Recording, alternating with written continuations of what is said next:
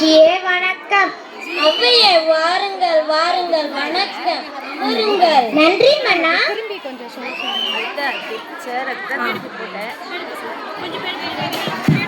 உன்னை அரண்மனையில் காணவில்லையே, எங்கு சென்றிருந்தாய்? இன்று காலை நம் அமைச்சரோடும் வீரர்கள் சிலரோடும் காட்டுக்கு சென்றிருந்தேன்.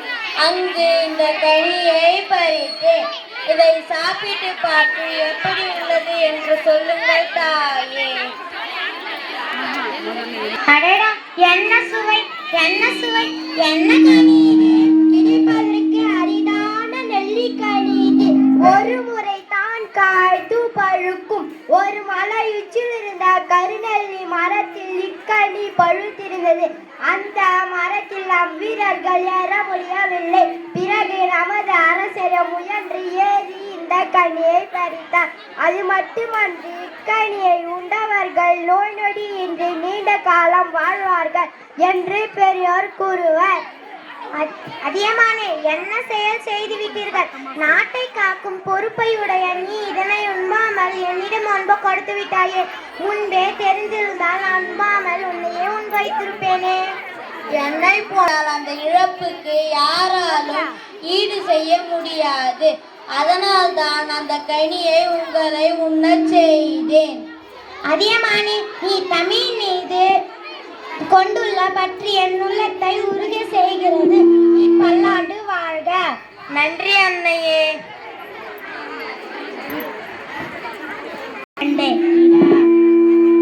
அதியமான் அரண்மனை நாடக மாந்தர்கள் அதியமான் அவ்வையா.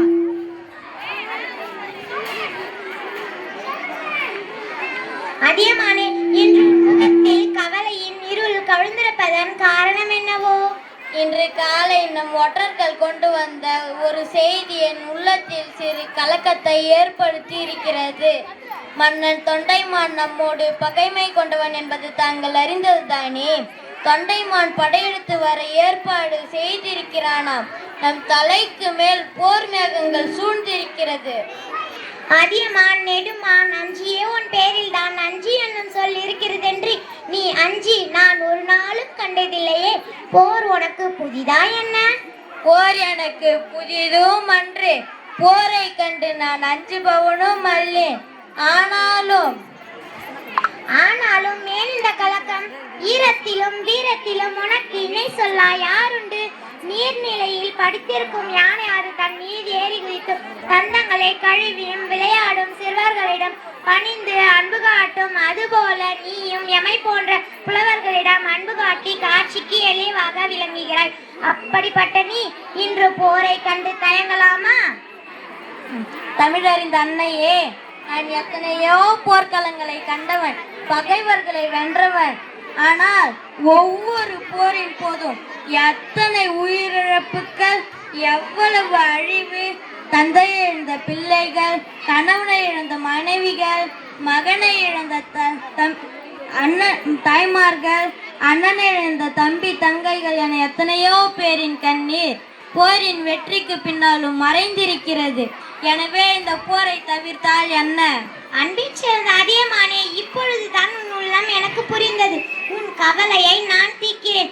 இப்பொழுதே தொண்டைமானிடம் பேசி அவனிடம் பேசி போர் ஏற்படுத்த அவர் தடுக்கிறேன். ஆனால் நீ என்ன நினைக்கிறாய் என எனக்கு புரிந்தது. உன் தன்மானத்துக்கும் வீரத்துக்கும் சிறிது கூட ஈர்க்கு ஏற்படாமல் நான் நடந்து கொள்வேன். நான் சென்று வருகிறேன். சென்று வாருங்கள் தாயே. நாடக மாந்தர்கள் தொண்டைமான் அவ்வையா படைத்தலைவர். அரசே வாங்க. சற்று முன்புதான் நமது அரண்மனைக்கு ஒற்றரிடமிருந்து செய்துள்ளது. அதியமான் சமாதானமின்றி தூது அனுப்பியுள்ளாராம். என்ன? அதியமான் தூது அனுப்பியுள்ளானாம்? ஆமரசே, அதியமான் தூதுவராக அவ்வையா நமது அரண்மனைக்கு வந்து கொண்டிருக்கிறாராம். வரட்டும் வரட்டும், அஞ்சியிடமிருந்து தூது வரும். அவ்வை நம் போர்க்கருவிகளின் பெருக்கனை கண்டு அஞ்சு ஓடப் போகிறார் பாருங்கள். அதோ அவ்வையாரே வந்து விட்டார். அருந்தமிழ் புலவரன் அவ்வையே, வருக வருக, அமருங்கள். நன்றி மன்னா. என் பகைவரின் நாட்டிலிருந்து வந்தாலும் தாங்கள் தமிழ் புலவர் அல்லவா? தங்கள் வருகை எனக்கு மகிழ்ச்சி அளிக்கிறது. நீயும் தமிழ் மீது அன்புடையவன் என்பதை அறியும் போதுதான் நானும் மகிழ்ச்சி அடைகிறேன். அந்த மகிழ்ச்சியோடு எனது படைகளை கொட்டிலை பார்த்து வரலாம், வாருங்களேன். போர்க்கருவிகளை பார்த்து நான் என்ன செய்ய போகிறேன்? எத்தனை பெரிய படைவலிமையுடைய அரசரோடு இவர் அதிகமான் மோதப் போகிறான் என்பதை நீங்கள் அறிய வேண்டாமா? அதையும் பார்ப்போம் வா. காட்சி 4 இடம் படைகளை கொட்டி நாடக மாந்தர்கள் தொண்டைமான் ஔவையார். என் படைக்கருவிகளை பாருங்கள் ஔவையாரே, இவ்வளவு பெரிய படைகளை கொட்டியதற்கு முன் நீங்கள் பார்த்திருக்கவே மாட்டீர்கள். ஆம், கருவிகள் அளவு மட்டுமன்றி அடுக்கி வைத்திருக்கும் முறையும் கண்களை கவர்கிறது. மாலையும் மயில் தோகையும் அணிவிக்கப்பட்டு கண்களுக்கு அழகாக காட்சியளிக்கின்றன. பார்க்கும் போதே வியப்பாக இருக்கிறது அல்லவா? ஆம், வில், அம்பு, வேல், ஈட்டி, கேடயம், எத்தனை கருவிகள், ஒவ்வொன்றிலும் எத்தனை வகைகள், ஒவ்வொன்றிலும் எத்தனை எண்ணிக்கை. உங்கள் அதியமானின் படைக்கருவிகளை பற்றி சொல்லுங்களேன். அதை ஏன் கேட்கிறாய்? அவை இவ்வளவு அழகாக இல்லையே.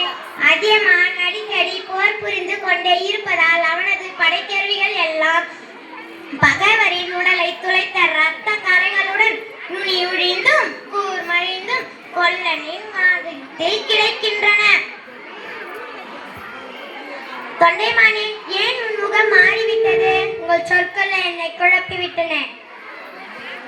என்ன குழப்பம்? அது என் படைக்கருவிகளின் அளவையும் அழகையும் பாராட்டி கொண்டீர்கள். அதை கேட்ட என் உள்ளம் மகிழ்ச்சி அடைந்தது. ஆனால் அடுத்ததாக நீங்கள் கூறிய செய்திதான் என்னை சிந்திக்க வைத்து விட்டது. அதியமானின் படைக்கருவிகளை போரில் பயன்படுத்தப்பட்டு நெளிந்தும் வளைந்தும் கிடைக்கின்றன என்று கூறினீர்களே, அதுதான் எனக்கு உண்மையை புரிய வைத்தது. என்னிடம் கருவிகள்லாம் மிகுதியாக உள்ளன. நான் இதுவரை போர்க்களத்தை கண்டதில்லை. ஆனால் அதிகமான பல போர்களை நடத்தி வெற்றி கண்டவன் அவனோடு போரிடுவது எத்தகைய அழிவை தரும் என்பதை புரிந்து கொண்டேன். அருமை அருமை, நான் கூறியதன் இப்பொருளை தெளிவாக புரிந்து கொண்டாயே.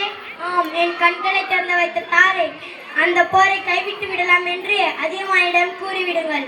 மிகவும் மகிழ்ச்சி தொண்டைமானே, இவ்வாறே கூறிவிடுகிறேன். போரில்லா மகிழ்ச்சி இந்த உலகம் திறக்கட்டும். நான் சென்று வருகிறேன். நன்றி, வணக்கம்.